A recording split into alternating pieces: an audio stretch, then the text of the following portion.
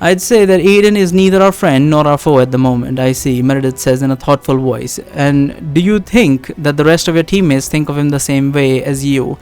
Personally, I agree with Barry, Kate says. Aiden may not have taken any hostile actions towards us recently, but that does not mean we can simply forget the fact that he almost murdered us on a whim a few times before.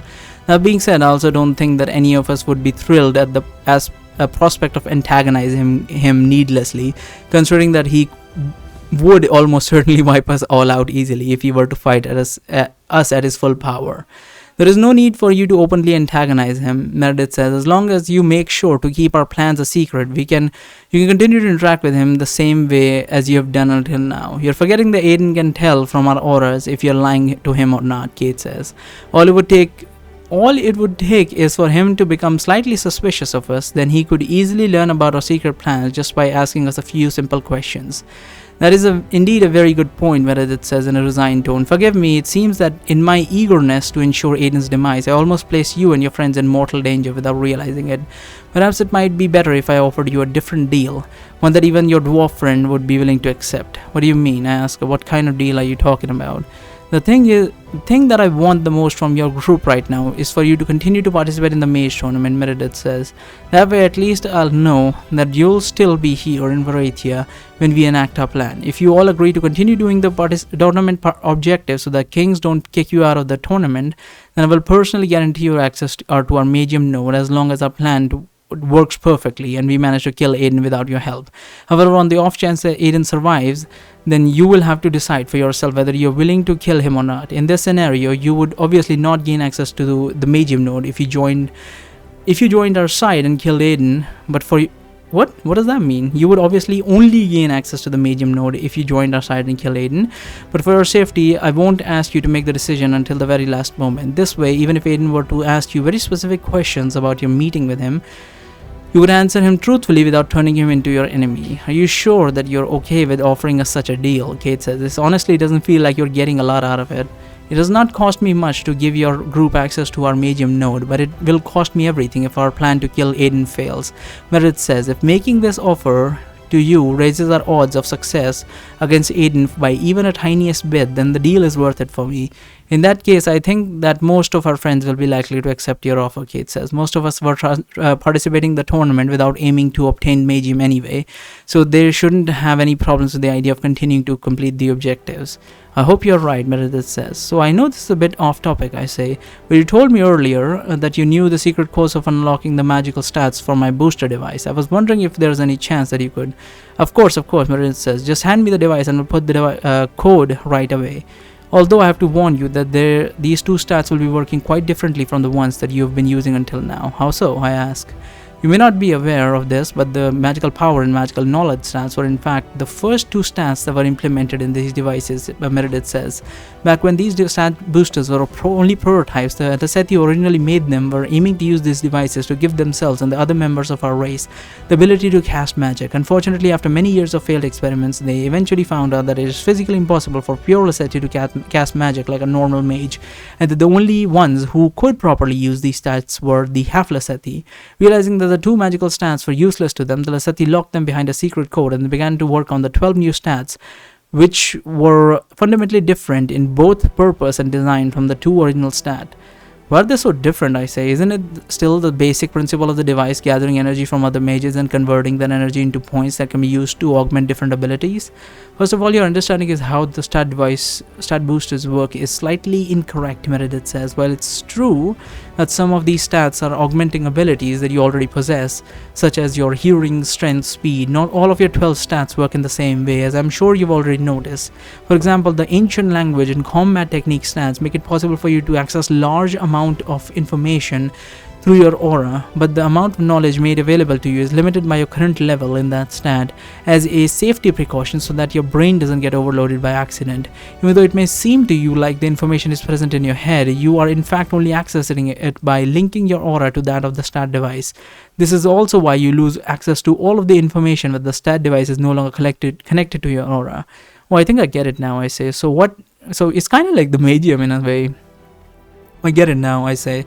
So what you're saying is that the only thing that these stats have in common is the energy source, but the way they work is in fact different for each stat. If I were to guess, I'd say that the stats which increase my physical attributes based on my own ability are based on the ability enhancing spells that are already being used by generalists to augment their hearing, focus, reflexes, and so on, right? Precisely, Meredith says. In other words, the Lacetti who were working on these stat boosters gave up on the idea of using them to turn themselves into mages, and they began designing the devices as tools to cast magic for them instead. Essentially, what they did with many of these 12 new stats was that they copied multiple existing spells and techniques that were already being used by mages, and they found ways to implement them so that they could be casted by the device itself. While its wielder had their aura linked to it, the same had their aura linked. So it basically is kind of like the Darren's transmitter, except for it has an energy source, like a major energy source. The same principle also applied to the 3 aura stats, which were based on skills, techniques that were most commonly used by mages who were reasonably proficient in aura manipulation. What about the premonition stat? Kate asked. I don't seem to recall any existing spells that can foresee the future. The premonition stat was most likely developed by using knowledge that they obtained from one of the Magium nodes, Meredith says. While it pains me to admit that Lacetti of old were much more skilled at extracting information Magium nodes than us, so I cannot confirm this theory since it would be impossible for us to create devices of this complexity. However, what I do know is that the time weavers that were sent by the Magium possess the ability to see small glimpses of future events, so it is my assumption that the stat device must also be using a similar technique for this premonition stat. So getting back to our original discussion, I say, what is it that makes the 2 magical stats so special compared to the other 12 stats? Do they have something different? Do they have different energy source or something? No, the energy is still being taken from mages. By the way, I'm guessing, entirely different from what you've come to expect, Meredith says. Back when they first implemented the magical power and magical knowledge stats, there were no reason for the designers to implement a point investment system because there were only 2 stats to upgrade, so the whole process could be done automatically by the device without any need for the user input. The point system was only added after they created the other 12 stats, but by that time, the 2 original stats were no longer being worked on, so they never got updated to the new system. In other words, you won't be able to use your existing points to upgrade the 2 magical stats, but as soon as I unlock them, they will start using the energy stored in the device to level up by themselves. They won't be able to stop them.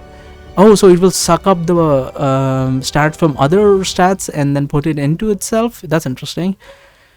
I said, does that mean that all of the energy I've collected from now on will be used only for these 2 stats, and I will not be getting points for my other stats anymore?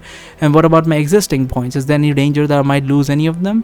You can rest assured that your current points will not be affected by this change. Where it says, once the energy stored in the device gets turned into points, it can only be used by your regular stats, and the medical stats will no longer have any access to that energy. However, while I'm certain that you will be receiving points in the future, the rate at which they will be given to you may become slower than before. Well, it can get worse than it was in Allender, right? I say. I didn't get any points at all when I was in that city. Yes, Meredith says, as long as you won't be in a city, you can still expect to get a reasonable amount of points to level up your other stats. We put the majority of energy extracted near the city of Arathia because that was where we assume most of the contestants would gather initially. It was only after the kings told us that they would enforce a rule to prevent the tournament participants from killing each other. They wouldn't enforce a rule, killing each other. We started using teams of Lacetti with mobile energy extracted together as much energy as we could from mages scattered throughout the woods of Arathia. Diane was in fact busy escorting one such team when you first encountered her. So as long as I'm not in a city or near one of your energy extracting team, it should be fine. Then got it, I say as I take my stat booster out of my pocket. Hand it to Meredith. Here's my device. Do you need anything else to activate the stats, or no, just the device is enough, Meredith says as she quickly presses several buttons in a row without looking at the stat device and gives it back to me. It is done. Your magical stats have been activated. That's it? I ask her confused as I take the good look at my device. I can't say that I'm really feeling any different. At the moment, your stat booster is busy converting its stored energy into levels for your new stats, Meredith says. As soon as you will get your first level, your device should start beeping to let you know that your magical stats are ready. Won't the energy from the device run out much faster now that Barry will where he will use it to cast spells.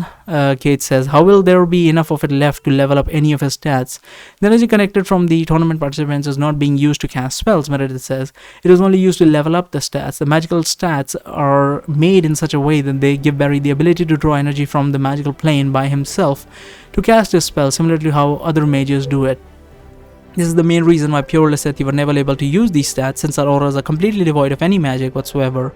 It is impossible for us to cast spells in the same way as regular mages, so no matter how well we construct our devices. So this is interesting. So that means humans are really good at magic and Lesethi are really good at connecting to the Magium, so something in between would be allowed to do both of these things, a half Lesethi. In the same way as regular mages, no matter how well we construct our devices. Since our auras are completely devoid of any magic, it is impossible for us to cast spells in the same way as regular mages, so no matter how well we construct our devices.